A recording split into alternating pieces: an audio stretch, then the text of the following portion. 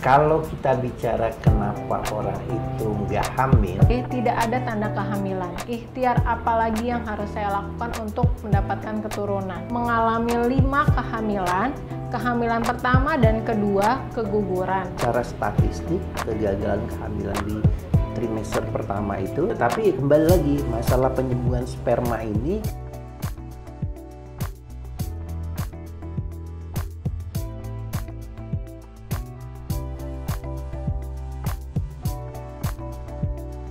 Halo Mampap semuanya. Agak berbeda nih kali ini, saya Risa Novria. Kali ini kita mau nanya-nanya langsung di tempat dan di lokasi langsung. Lokasinya sangat keren banget. Yang tinggalnya di Rawamangun, ayo tunjuk tangan. Saya sekarang lagi ada di Rawamangun, tepatnya ada di Kopi Peron.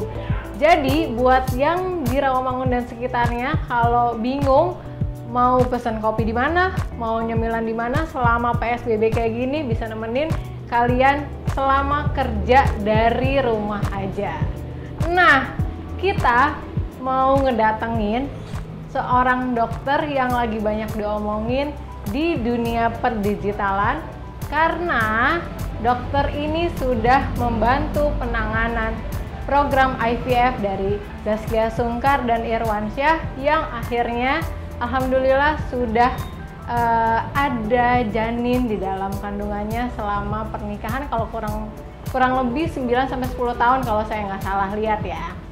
Oke, kita sekarang udah sama dokter yang lagi banyak diomongin, yaitu Dokter Reno Rambe. Halo dokter. Halo juga, Assalamualaikum. Waalaikumsalam. Terima kasih, kita udah dibukakan pintunya di kafenya dokter ini di Kopi Peron. Makasih banyak dok. sama-sama, terima kasih sudah datang ke sini.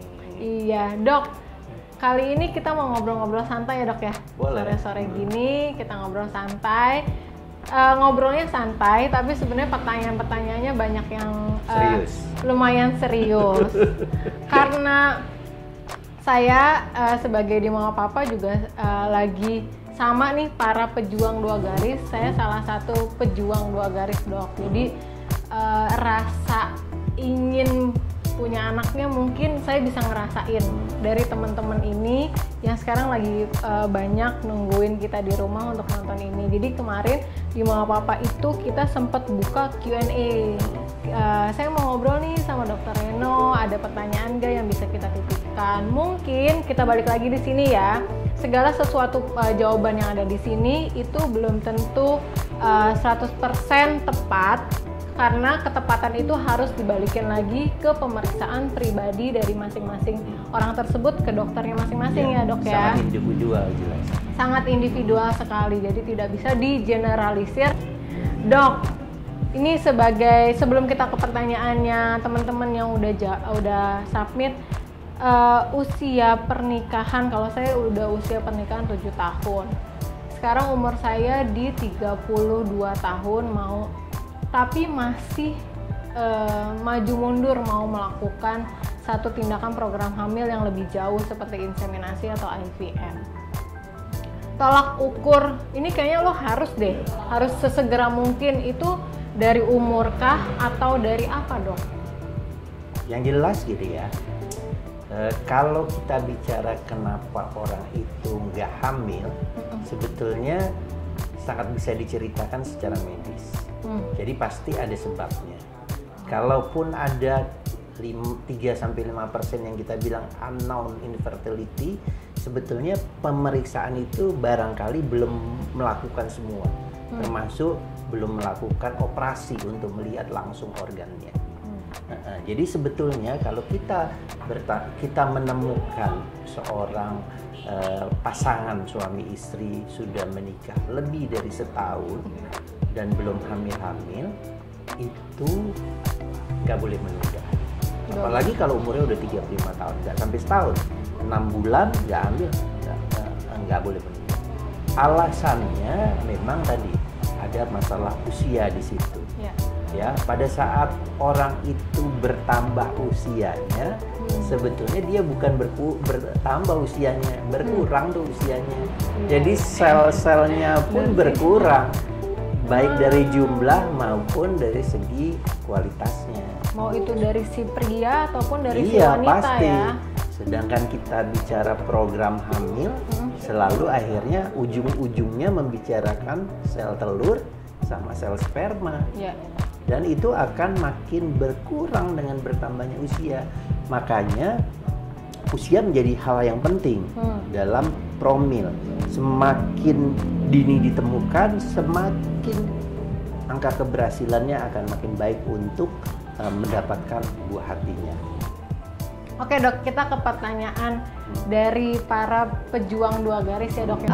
Ini pertanyaan yang masuk ke kita jujur aja banyak banget, lebih dari 100-an pertanyaan dok.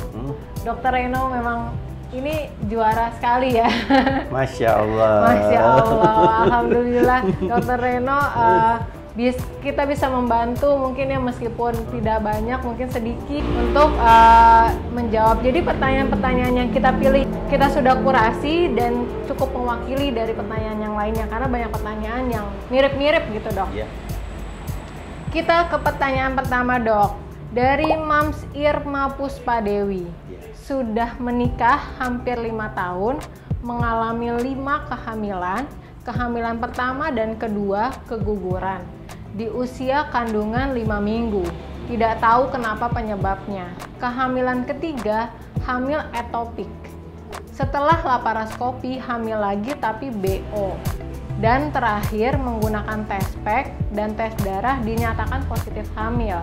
Tapi pada saat USG tidak ada tanda kehamilan. Ikhtiar apa lagi yang harus saya lakukan untuk mendapatkan keturunan? Jadi sebenarnya beliau bukan susah hamil, tapi pada saat hamil ada beberapa gangguan atau kendala tadi dok. Jadi kalau kita bicara konsep hamil, ya kan ada orang yang tidak susah menjadi hamil, tapi susah untuk mempertahankan kehamilan. Karena tujuan hamil itu sebetulnya kan punya anak, punya baby, bukan sekedar hamil. Nah, jadi hamilnya sendiri harus sehat juga supaya tidak berkembang berarti iya. ya. Kalau kita bicara konsep hamil sendiri, tetap pasti ada masalah. Masalah itu bisa di masalah bibit, dalam hal ini embrio, tapi bisa juga di masalah tempatnya organ reproduksi, rahimnya. Kalau kita bicara kenapa dia nggak berkembang sampai lebih besar, itu memang nggak bisa dijawab sebetulnya secara pasti. Karena dokter itu bukan paranormal yang dengan diceritakan, oh iya ini. Dia harus melakukan pemeriksaan penunjang. Kalau kita bilang memang dia tidak berkembang, memang secara statistik kegagalan kehamilan di trimester pertama itu, selain masalah yang tadi bilang mungkin tidak tahu, tapi nggak taunya itu karena nggak diperiksa semua gitu ya.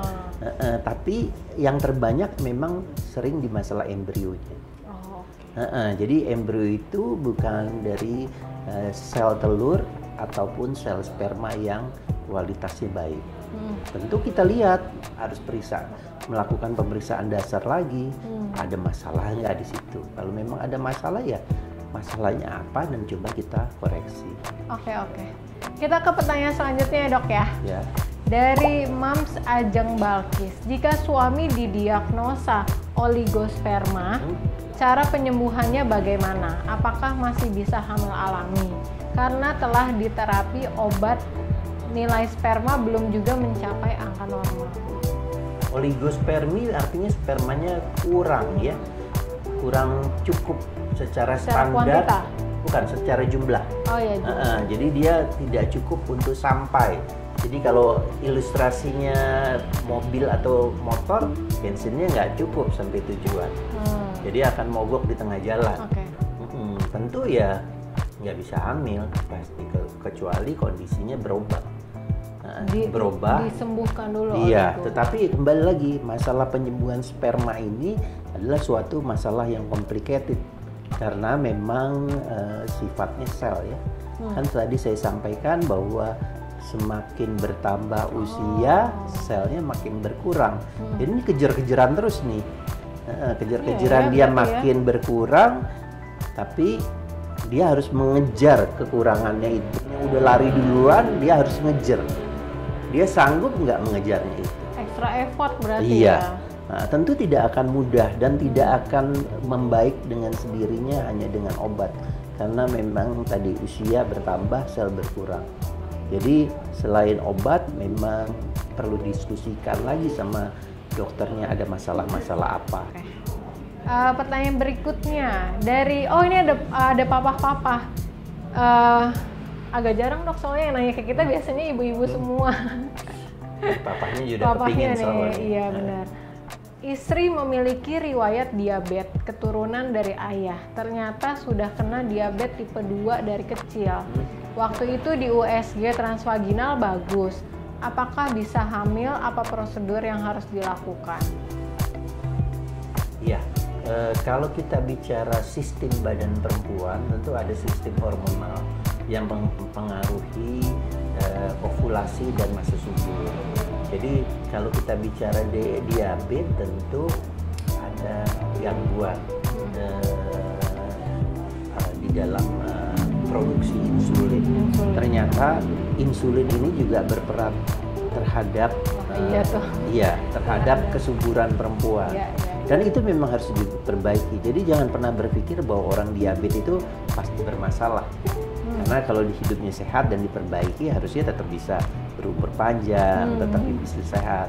Cuma yang perlu diingat barangkali buat bapak dan pasangan ini, orang diabetes itu merusak sel. Orang bisa yang parah bisa sampai gangren, kakinya diamputasi karena selnya rusak dan mati.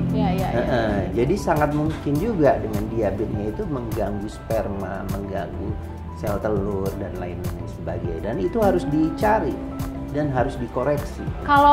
Tunggu dok, kalau misalkan udah tahu insulinnya tinggi, lalu menjalani program IVF, atau dia harus treatment penurunan insulin dulu atau tetap bisa jalan aja langsung? Tentu bukan seperti itu ya. Gitu. Jadi gini ya, prinsipnya kapan dimulai IVF atau bayi tabung itu, pertama ya pasangannya suami istrinya mau dulu dong ya. Tapi pada saat dia mau, seorang dokter yang menentukan kapan dia seharusnya boleh start. Karena ada hal-hal yang harus diperiksa sebetulnya. Kelihatannya akan baik nggak untuk perkembangan sel telurnya.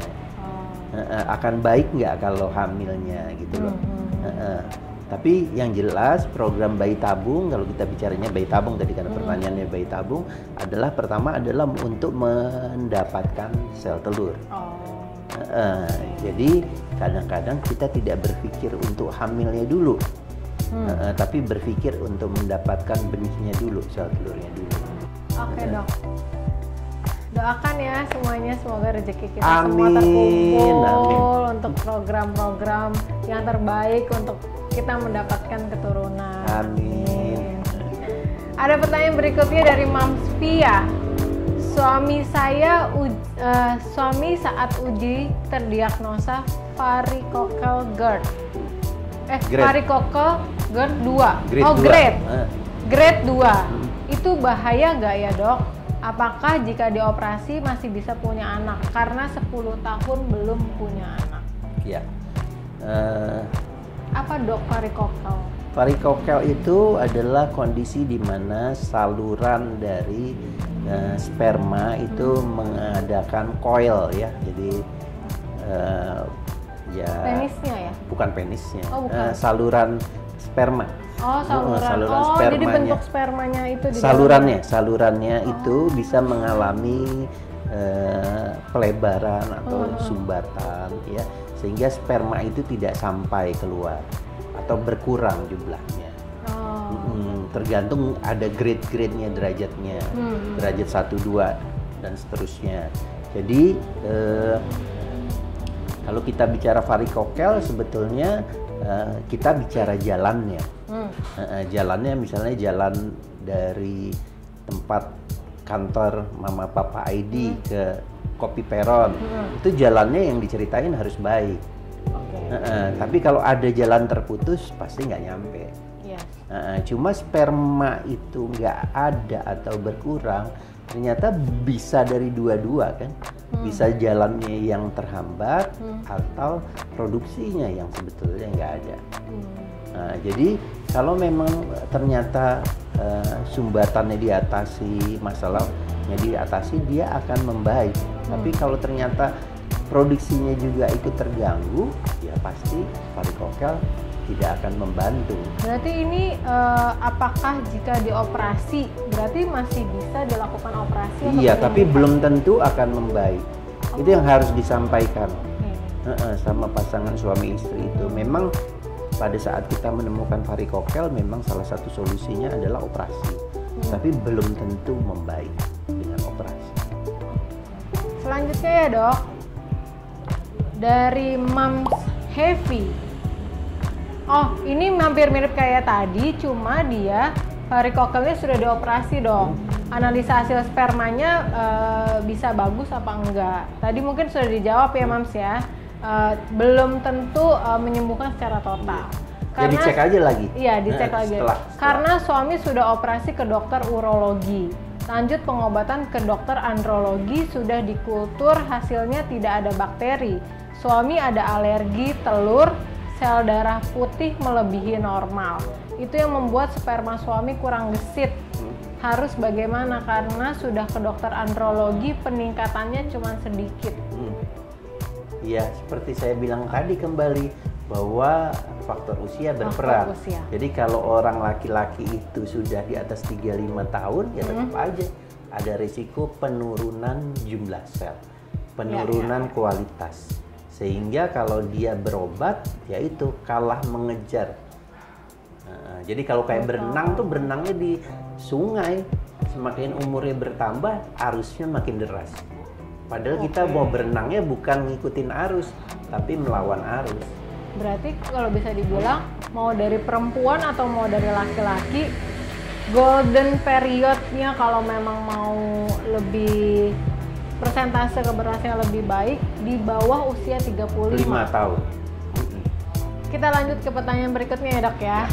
Ini buat mama-mama yang udah ngasih pertanyaan ke kita dan kita tidak pilih, mohon maaf banget, kita tidak bisa memilih semuanya memang karena keterbatasan waktu yang ada. Nanti kalau memang ada dan memang mau antusiasme tinggi lagi, mungkin nanti kita akan adain lagi ya dok ya selanjutnya apa segala macam untuk membantu kalian semua di rumah mendapat secercah semangat gitu lah setidaknya ya dok ya. Kita ke Moms Hani. Aku sudah usia 2,5 tahun menikah, sudah promil sana sini dan dinyatakan PCOS sama dokter. Tapi dari hasil lab semuanya tidak menunjukkan aku PCOS. Itu gimana ya? Aku punya ciri-ciri berbulu di kaki, tangan, dan ada kumis tipis. Mensku lancar, siklus 28 sampai 29 hari. Aku juga jerawatan. Hasil sperma suami udah 3 kali cek, alhamdulillah normozospermia. Aku sudah nyobain SEM dan gagal. Down sekali rasanya. Harus bagaimana ya dok? Harus program. Jangan putus asa. Itu kunci bahwa seorang pejuang tangguh itu berjuang terus.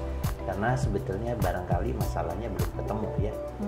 Karena PCOS itu kan sindrom, kumpulan gejala yang memang seperti kita lihat ada tanda klinisnya, bisa juga tidak ada tanda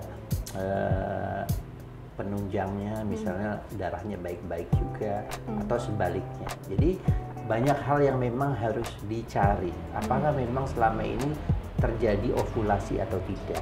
Kalaupun ternyata terjadi ovulasi dengan insemnya itu yang udah sekali ya insemnya. Iya, dia udah sekali tapi gagal. Itu kan insem itu sebetulnya cuma menceritakan bahwa sel sperma akan sampai ke sel telur. Jalan pintas.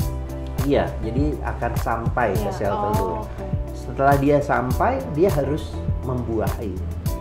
Dan membuahi itu nggak tahu jawabannya kalau di proses insem, apakah dia bisa membuahi atau tidak. Tapi kalau dilihat spermanya baik, harusnya bisa membuahi. Tetapi ada kadang-kadang DNA fragmentasinya atau DNA dari spermanya juga tidak normal, itu kemampuan membuahinya juga menjadi rendah.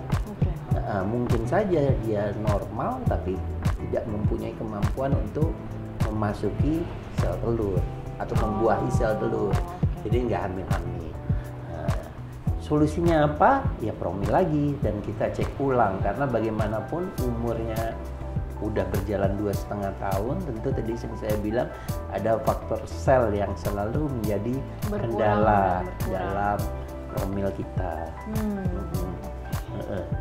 Berarti dia tadi inseminasi gagal, apakah program selanjutnya kayaknya bisa nih inseminasi lagi atau mau nggak mau harus IVF? Iya, karena memang harus dicari. Jadi mungkin dari sekian banyak pertanyaan yang sudah disampaikan tadi, saya mau sedikit menambahkan bahwa program promil itu atau program ingin mendapatkan buah hati itu adalah sebetulnya sifatnya individual. Ya, tidak bisa diceritakan akan persis penanganannya sama walaupun mungkin ceritanya sama. Kita ke pertanyaan selanjutnya. Kita mungkin 2 pertanyaan lagi kali ya dok ya. Oke. Siap. 2 pertanyaan lagi. Kita coba pilihin. Sebentar. Dari Mams Rahma, ada rencana mau ke Morula untuk IVF, untuk program. Masya Allah. Dan mau ke dokter Reno Rambe. Masya Allah. Saat ini umurku 31, sudah menikah selama 5 tahun. Namun belum pernah hamil sama sekali. Aku dan suami berharap bisa memiliki anak. Suamiku ingin aku bisa hamil di bulan April. Rencananya kita akan mulai program awal tahun depan. Mohon infonya waktu yang tepat untuk kita mulai program dengan harapan terbesar bisa hamil di bulan April. Saya baca ini agak merinding loh dok. Ini kalau yang kayak gini-gini saya sedikit banyak ngerasain sih perasaannya dia tuh pengen gini, pengen gitu kan, karena kalau udah kesini tuh harapannya lumayan besar. Tapi mungkin saya juga sedikit bertanya dengan pernyataannya itu ya. Pertanyaannya ini, kenapa harus di bulan April? Ya itu satu ya. Mungkin ada momen-momen ya. Tapi sebetulnya kalau kita bicara ingin program itu kan sebetulnya kondisi di mana kita akan memulai suatu perjalanan. Ya, kayak kita mau pergi, kita mau bertanding, kita mau ujian, itu perjalanan cerita menuju keberhasilan apa yang kita perjuangkan. Tentu perjuangan ini harus punya modal yang baik. Dan modal itu kadang-kadang nggak bisa harus di bulan April. Gitu loh. Jadi memang kondisinya itu harus baik dulu untuk memulainya. Kalau mau ujian gitu nggak ada modal, siapa tahu bisa nggak lulus ya. ujiannya, nggak pernah belajar. Kalau mau pergi nggak ada persiapan, ayo semuanya ketinggalan, nanti nggak jadi pergi, tiketnya ketinggalan, semuanya nggak baik. Jadi sebetulnya boleh berencana, tetapi itu harusnya didiskusikan oleh dokter yang menanganinya nanti. Karena sebetulnya memulai start itu memang dalam kondisi yang dokter itu yang menentukan ini lagi prima, ini lagi bagus untuk mulai. Intinya mah mungkin punya keinginan pengen punya anak, itu adalah keinginan utamanya. Mau dikasihnya April, mau dikasihnya sebelum April, atau nanti ada hal-hal yang harus diperbaiki dulu sebelum kita program. Itu diserahkan aja. Tapi nggak masalah sih. Kalau memang bisa di bulan April, kenapa enggak gitu ya? Lebih bagus lagi lebih kan? Bagus. Cuma memang tadi saya bilang untuk memulai harus dalam kondisi yang paling baik. Insya Allah dimudahkan niatnya dan rencananya untuk Mams Rahma. Ditunggu Dokter Reno nanti di tempat prakteknya. Amin. Langsung berkonsultasi ya dok. Semoga dimudahkan, insya Allah. Amin. Satu lagi pertanyaannya. Dari Mams Warni, saya hamil 10 minggu. Saya cek ke dokter, kata dokter janinnya nggak berkembang sesuai usia dan detak jantungnya tidak terdeteksi. USG 2D dan transvaginal, USG perut nggak kelihatan. Dokter menyarankan kuret. Suami minta terapi obat dulu untuk penguat dan anti pendarahan karena memang ada flek juga. Apa yang sebaiknya saya lakukan? Ya percayakan ke dokternya, karena seorang dokter kalau tidak bisa melihat tanda-tanda kehidupan dari embrio, ya kita menganggap bahwa embrio itu tidak hidup lagi, dan itu ada kriterianya. Walaupun urusan nyawa, urusan Allah ya, tapi kita sangat bisa melihat bahwa embrio itu tidak berkembang, tidak hidup lagi. Nah, pada saat kita sudah pasti menemukan jawaban bahwa embrio ini sudah tidak hidup lagi, tidak berkembang lagi, dia akan menjadi benda asing di badan kita. Jadi solusinya ya harus dikeluarkan. Diikutin ya. Dikeluarkan. Cara dikeluarkannya memang itu diskusikan sama dokternya. Karena ada kriteria-kriteria kapan harus dikuret, kapan bisa pakai obat. Itu harus kesepakatan. Saya nggak bisa bilang ya umur 10 minggu ya udah kasih obat aja. Nggak begitu. Tergantung situasi, kondisi tadi. Apakah layak masih dikasih obat atau tidak? Mungkin lebih dikelaskin dulu aja ya dok ya, memang mungkin belum rezekinya. Iya, insya Allah yang berikutnya akan lebih baik. Memang udah jalannya mungkin.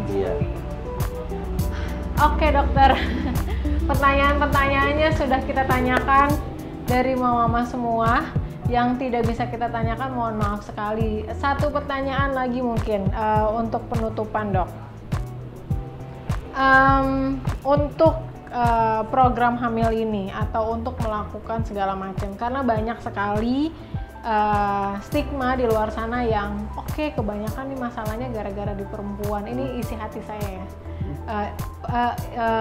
Mungkin terwakili juga dari semua. Kebanyakan masalahnya di perempuan, laki-lakinya biasanya tuh lebih santai, lebih gimana. Dokter bisa jelasin nggak sih dok posisi perempuan dan tadi laki-laki pada saat menjalani program hamil tuh itu tuh faktornya memang gimana tuh? Pertanyaan saya balikin tanya. Yang bikin hamil perempuan siapa? Laki-laki. Iya udah. Jadi peranannya sama. Karena nggak ada perempuan yang hamil dengan sendirinya, ada laki-laki. Jadi memang di situ ada cerita modal, ada cerita benih. Benih itu adalah embrio yang asalnya dari sel telur dan sel sperma. Jadi dua-duanya harus punya sel yang sama baiknya. Sebab kalau nggak punya, nanti tidak akan cerita punya modal yang baik, dalam hal ini embrio. Memang kalau bicara konsep kehamilan kan harus ada embrio, ada tempat untuk tumbuh ya. Tapi kalau bicara awal modalnya ini kayak mau bikin rumah nggak punya modal, jadi nggak rumah. Oke, terima kasih dokter atas waktunya. Terima kasih buat Kopi Peron juga atas tempatnya. Dan tadi kita udah nyobain kopi-kopinya dok. Kopi Peronnya enak. Siomainya kita habis berapa porsi itu tadi juga. Masya Allah. Masya Allah. Terima kasih banyak dokter. Sama-sama. Tadi dikejar-kejar juga. Habis dari praktek langsung ke sini. Mohon maaf dok. Ya, terima kasih udah datang ke sini. Iya, makasih banyak dokter. Makasih buat semua mama papa yang sudah berkontribusi tadi nanya di DM kita. Malah juga tadi dokter cerita banyak yang DM dokter juga jadinya ya. Pertanyaan atau jawabannya ini ditonton aja. Dan kalau bisa, kalau memang ada mama-mama yang lain yang lagi membutuhkan atau dirasa teman dan saudara kalian membutuhkan, boleh di-share video kita ini supaya bisa jadi informasi juga buat yang lain yang membutuhkan informasi tentang program hamil ini. Sekian dari saya, Risa Novria. Kurang lebihnya kita mohon maaf. Dadah. Assalamualaikum warahmatullahi wabarakatuh. Waalaikumsalam warahmatullahi wabarakatuh. Jangan lupa like, komen, dan subscribe akun YouTube mamapapa.id agar Mamin bisa lebih semangat lagi untuk membagikan berbagai informasi untuk moms dan keluarga. Kalau mau nonton video yang lainnya, bisa klik di sini ya. Oke, mamapapa.id pamit dulu ya, Mams. Terima kasih.